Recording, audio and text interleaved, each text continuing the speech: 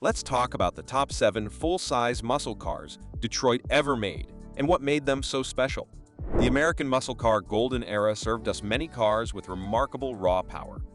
Detroit produced some truly incredible full-size muscle cars, eventually earning it the nickname the center of the automotive world. And while we don't get powerhouses from the city like we used to, most of the cars produced in the 60s boasted special performances that we can't just forget about. Kicking off the list, we have the Mercury Marauder X100. Mercury was a big name in the muscle car market until Ford closed the brand to save costs. At the time, cars under the Mercury brand were either luxury cars or luxury cruisers. The Mercury Marauder X100 was designed as an upgrade to the Mercury Marauder as Ford attempted to challenge the Pontiac Grand Prix and the Buick Riviera GS in 1969. So, while the original Marauder featured a massive front end, concave rear glass, and a heavy build that slowed the engine tremendously, the X100 brought much better raw engine power. The X100 received a 429 V8 engine that produced 360 ponies, even with a heavy-duty suspension. The car also featured fender skirts and a blackout rear trim. Of course, the weight was still an issue, and the V8 engine was pushed to its peak performance to drive the heavy car. So, compared to the other cars we will discuss in this video, the Mercury Marauder X100 was slow. Also, the car never really kicked off in terms of sales and was only produced for 2 years, which isn't surprising. The price tag on the car was just not worth the performance since there were other similarly priced light full-size muscle cars with better performance. Only 8,000 units ever left the production line, although the Marauder line remains a huge success for the brand. In the 6th spot, we have the Buick Wildcat. Buick had a good run during the golden American muscle car era. Sure, Buick didn't release a lot of cars like Chevy, Pontiac, Ford, or Oldsmobile, but the ones it did are masterpieces. In 1962, we got the Buick Wildcat, a luxury coupe with a monster engine for prime muscle car performance. Buick, at the time, was more recognized as a luxurious brand. The company's target audience was young people who had the financial capabilities to get a cool full-size coupe that could double as a street racing car. The Wildcat competed with dynamic, powerful cars like Thunderbirds and the Eldorados for customer base. Interestingly, Buick also released a hardtop and a convertible model of the Wildcat. All models received the company's top-of-the-line V8 engine at the time. The Wildcat was so good, the company continued the model for 8 years. Of these models, the 1967 offering delivered one of the best performances thanks to the 430 V8 engine that delivered 360 horsepower and 475 pound-feet of torque. Compared to what we have now, that number might look small. In 1967, though, that was ridiculous numbers for a coupe without any unique features. Number 5. The 1964 Pontiac Catalina 2+2. Pontiac's lineup from the mid-60s is quite remarkable. The brand consistently delivered high-performance cars with unique styling and easily stayed at the forefront of the muscle car golden era. The Pontiac Catalina 2+2 was introduced in 1965. The full-size car was available as a coupe or convertible and featured a 421 V8 engine since General Motors' rules at the time only prevented light cars from getting big block engines. One of the best selling points of the Catalina 2+2 was that buyers could decide how well they wanted their car to perform, provided they could foot the bills. For instance, buying your 2+2 with the popular tri-power intake system found in Pontiac G2s at the time automatically boosted your engine's power rating to 376 horsepower. Other performance upgrades, including steering type and brake options, were also available. Of course, this made the car quite expensive, costing well over $4,000 in 1964. Next, we have the Plymouth Fury GT.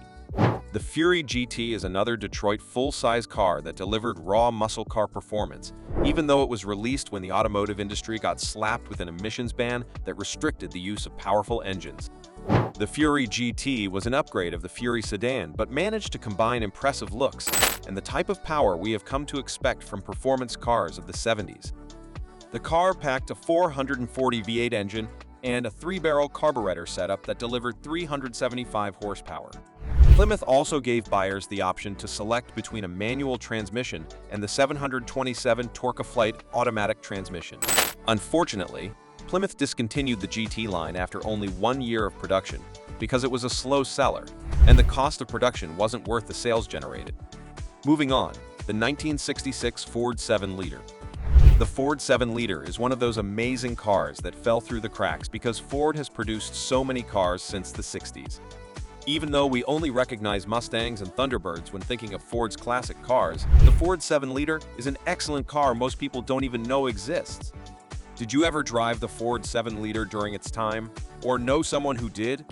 Comment down below, cause most people didn't. Now, a major factor in the Ford 7-liter never getting the recognition it deserved was that Ford introduced the car at the time it was experimenting with the popular F8 block engine. Also, the car was only produced for a year, so it was quickly off the market. Yet, the car received a 428 engine designed for street racing with lots of torque to call upon.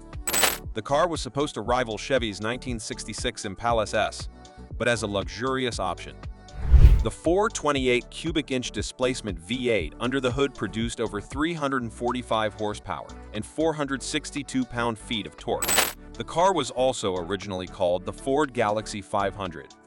The car came with air conditioning, heavy-duty suspension, bucket seats, and even a chance to customize the car's paint job. The car has been getting a lot of love from classic car collectors in recent years, but with only 11,000 units ever leaving the assembly line, it's very difficult to find one now. Who knows, maybe we might see a comeback model soon, in some form from Ford? Next, the 1961 Chevrolet Impala SS 409. We can't talk about the best full-size muscle cars made in Detroit without mentioning a Chevrolet car. As one of the biggest names in the industry during the 1960s and 1970s muscle car era, the Super Sport model, or SS model for short, from Chevrolet is typically the performance version of any car it shares a name with. The 1961 Impala SS 409 was one of Chevrolet's high-performance cars and was incredibly fast compared to the older models the company released. The car came shortly after Ford forced a 427 V8 engine under a Fairlane car to create a new line we now know as the Thunderbolt. In response, Chevy created the Super Sport line and gave everyone who wanted an Impala a chance to upgrade their car to the SS package for an extra $53.80. The SS package allowed the brand to cram a 409 cubic inch V8 engine into the Impala to generate about 360 horsepower and 409 pound-feet of torque. The package also introduced a new aluminum intake, a 4-barrel carburetor, and a lifter camshaft for optimal performance. The Impala SS 409 was such a big hit in the market Chevrolet ended up making the Super Sport package a real option for subsequent Impala cars. Also, in 1961, only 142 full-size Impalas had the 409 engine from the factory. The company also produced 310 other units with the SS nameplate that featured a respectable 348 V8 engine. Finally, the Pontiac Grand Prix SJ. Sorry, we just have to include another Pontiac in the video. Pontiacs in the 1960s were simply the way to go for the best American muscle car experience. In the 60s, Pontiac was GM's performance brand, and the 1969 Grand Prix SJ featured the powerful engine and aggressive design that were Pontiac's modus operandi back in the day. Sure, there were the Firebird and the GTO nameplates as the brand's best sellers, but the Grand Prix nameplate was just as popular. The Grand Prix SJ was released in 1969 after GM decided to restyle the Grand Prix nameplate from being a brand of comfy cruisers. The result is a masterpiece featuring a long hood, a unique dashboard, and a short rear end. The SJ wasn't a standalone muscle car, though. It was a trim option for the 1969 Grand Prix for people looking for more power in their Pontiac.